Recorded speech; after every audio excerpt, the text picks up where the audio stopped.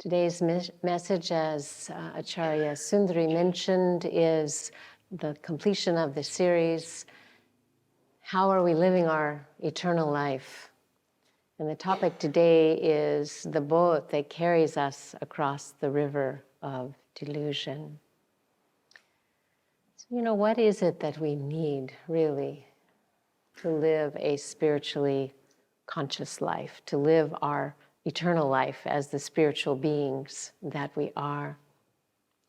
Paramahansa Yogananda said that his guru, Sri Yukteswar, would often say, the boat that carries souls across the river of delusion is ready to depart. Who will go? Who will go?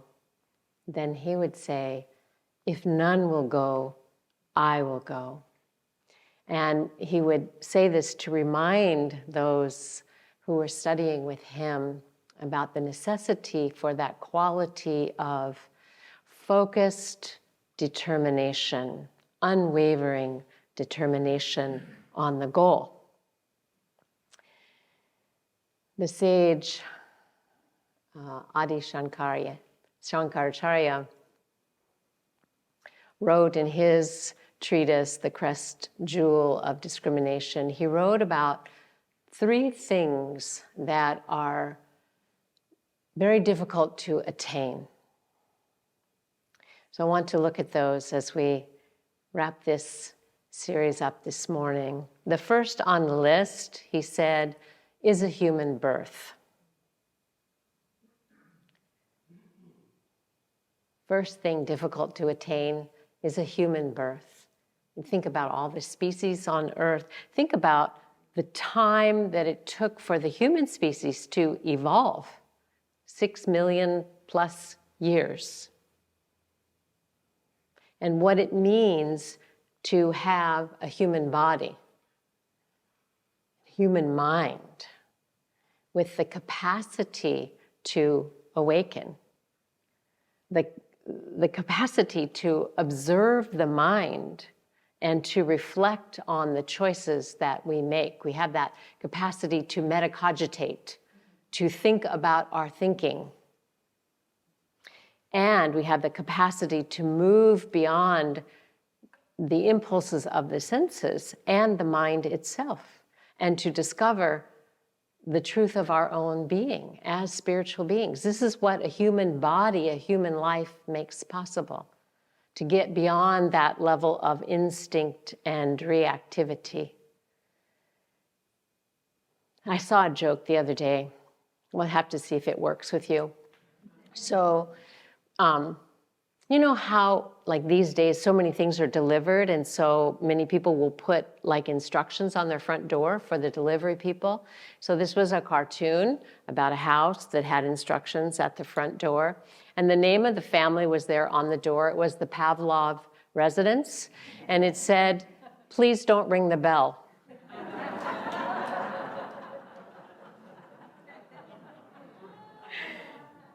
So, human birth. We have the opportunity to move beyond that. I remember, as a child, and perhaps you do too, at a certain age, waking up to incarnation, waking up to being a body and having a mind and that consciousness, and looking in a mirror, seeing my reflection and thinking, whoa, who's that? How did I get here? And then my next thought, looking at my family was, who are they? How did they get here? So this awareness of being a spiritual being very early on, but in this human body, with the opportunity that we have to awaken to that truth. So the next thing on Adi Shankara's list, besides the precious gift of being born in a human body, second thing on his list was having a yearning for liberation. having the desire to live without bondage, without limits, to know really our unbounded spirit, to know the truth, to not be confined by circumstances or by the patterns in our own mind. So this yearning for liberation. Now, you must have that, otherwise you wouldn't be here. And the human body part, check.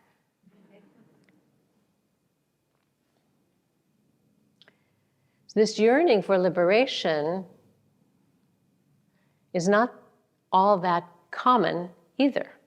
That's why it's on his list of difficult to attain. There's a verse in the Bhagavad Gita in the 7th chapter, the 3rd verse, that says, only 1 in 1,000 truly seek, and of those, hardly anyone succeeds.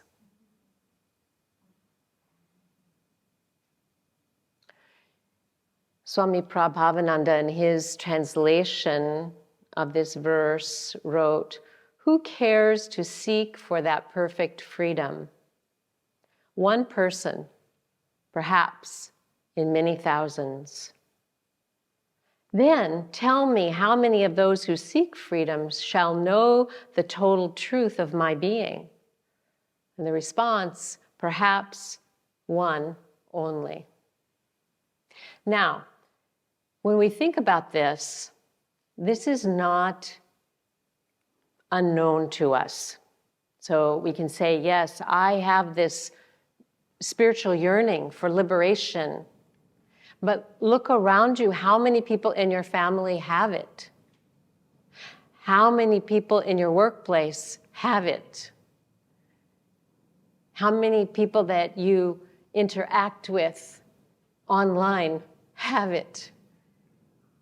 How common is it that people are aware of that yearning for liberation? Everybody has it at the soul level of their being, but how many people are aware of it and it's at the forefront of their consciousness? We wouldn't be able to fit them in here if it was more popular. So it's rare. And this verse from the Bhagavad Gita can seem a little bit depressing. 1 in 1,000 seek, and of those, maybe one succeeds. But I want you to know that my guru, when he shared this verse, and I'm thinking, oh geez. And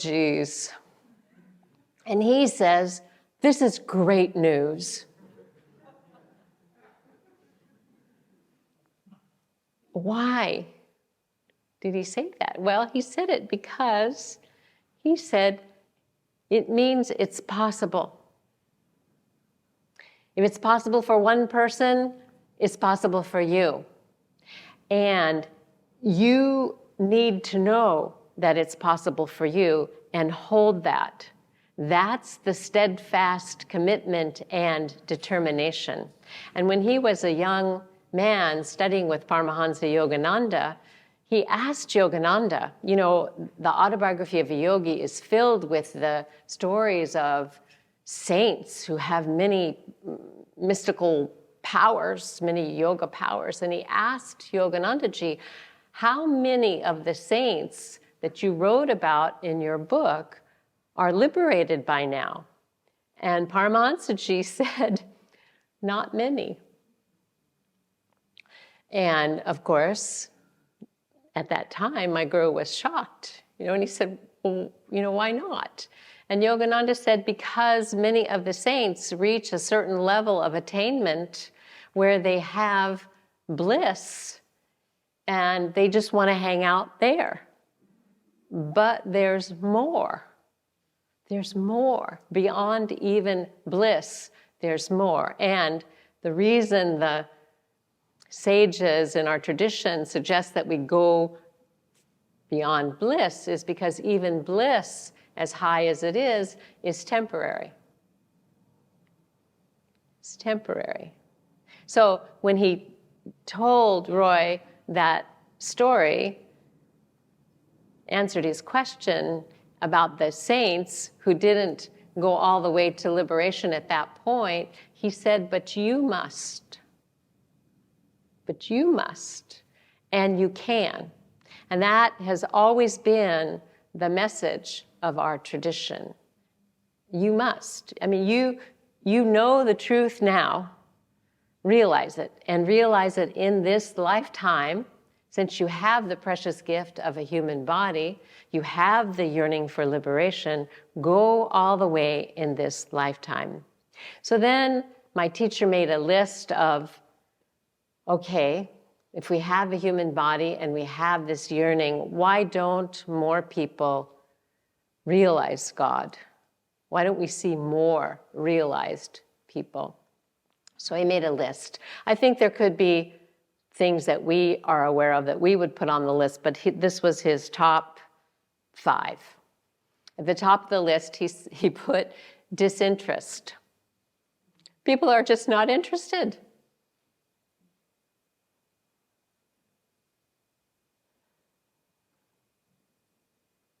I know that. I see that.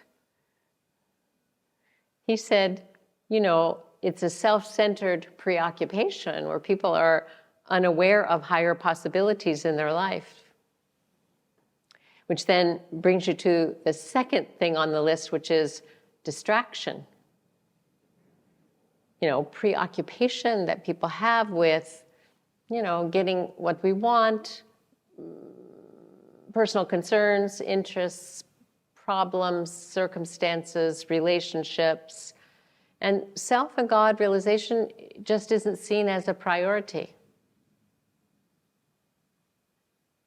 You've seen this, right? Just not there.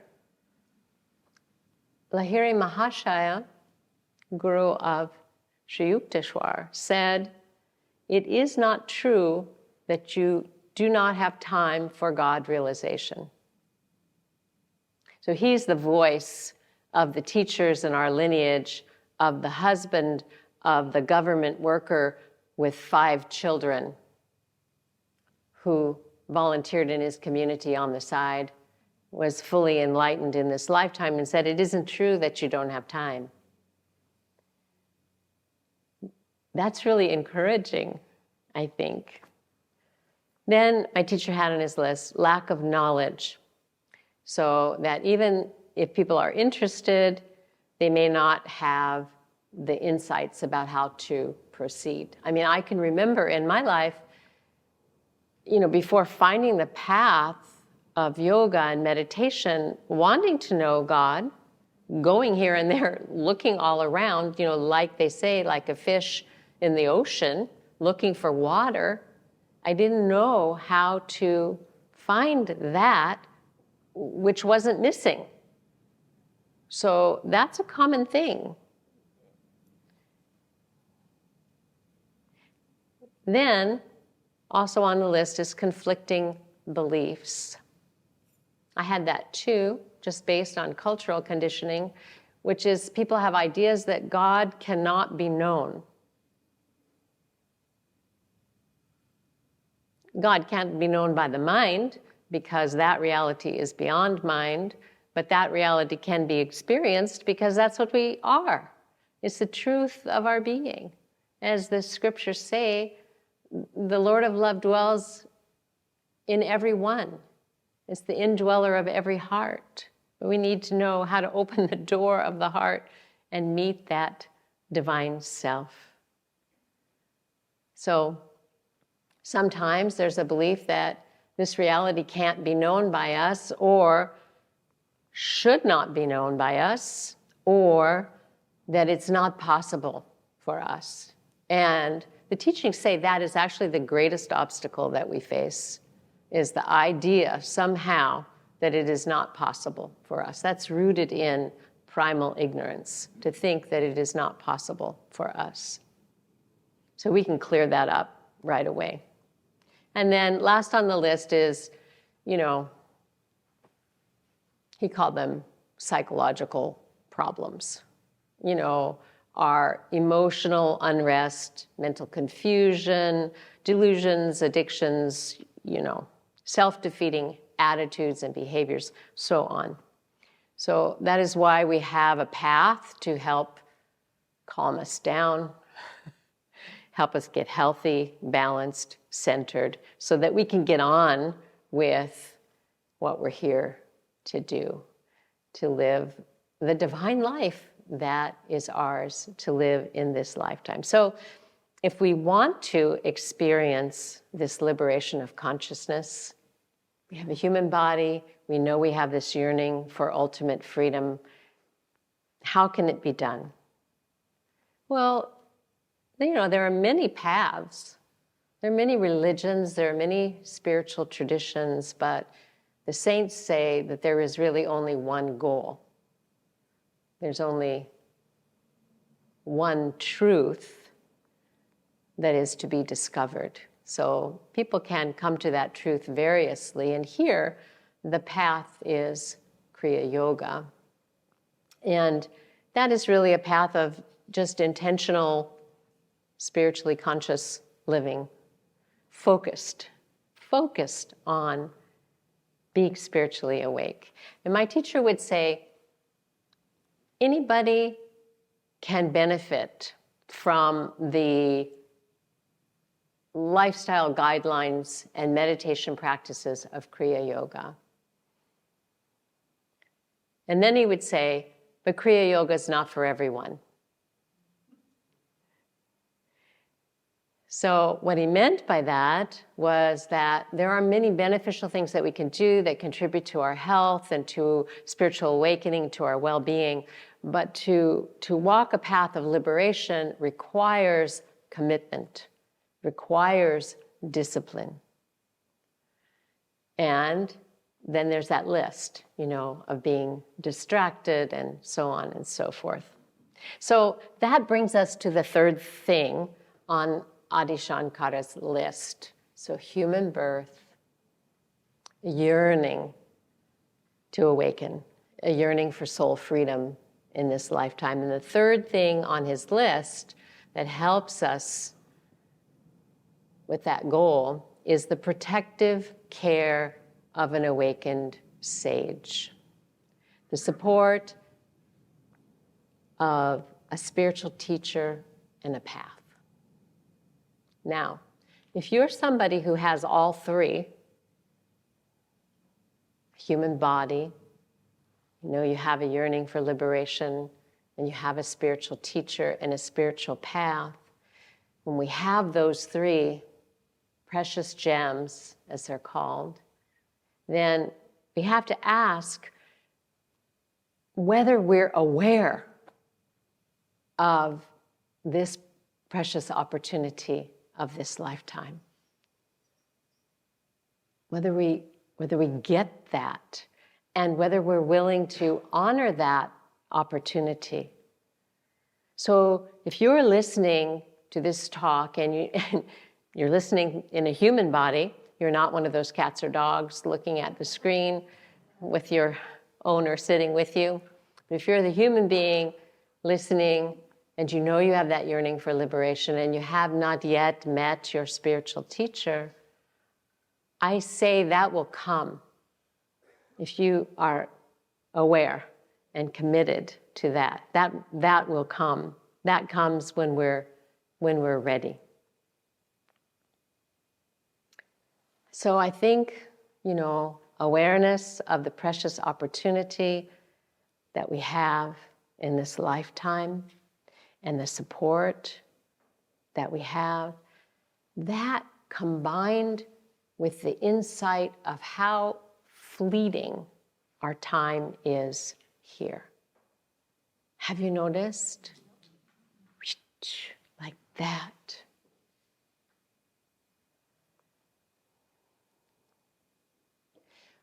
When we are not tuned into that deep purpose of our life, living our eternal life, then that lack of attunement to God, to Guru, to our own self, can turn our life into a burden. You know, then our precious human life becomes filled with stuff. It becomes filled with distractions, with work, the weight of circumstances, and it becomes a burden. That which is a precious gift becomes a burden. But the spiritual path is letting that go. It's a different way to live. It's a different orientation to life. It's releasing that sense of life as a burden and inviting in the peace and the bliss of the soul. In the Christian Bible, in Matthew, Jesus, there's a saying of Jesus where he said, "Come to me, all of you who labor and are burdened, and I will give you rest." So he's calling those who are tuned into him to raise up to another level of consciousness where there is rest, where there is liberation, where there is peace. He says, come on up. And he says, take my yoke. Those of us who are yogis like to say, take my yoga, meaning my discipline. Take my yoke, take my yoga, take my discipline upon you. Live a disciplined life from this consciousness. Learn that from me. He says, for my yoke is easy and my burden is light. So this way of life that is possible for us with a human body, with a yearning for liberation, a spiritual teacher and a path, is a life of joy. It's a life of peace, a life that is purposeful, living our eternal life. I want to close with a quote from Lahiri Mahashaya. He said, "Forget your past suffering and troubles. If you set your mind on self-realization and work towards your spiritual upliftment, you will receive immense benefits." And I would add, immediate benefit. Forget your past suffering and troubles. If you set your mind on self-realization and work towards your spiritual upliftment, you will receive immense benefits. Keep doing everything with an eye on God and Guru. Inherent in that is your good, since Atma, or your soul, is your real Guru. Your own divine self is your true Guru. Those who surrender everything to God while continuing on the path reap immediate dividends. Those who surrender everything to God while continuing on the path reap immediate dividends. The boat that carries souls across the river of delusion is ready to depart. Who will go? Who will go?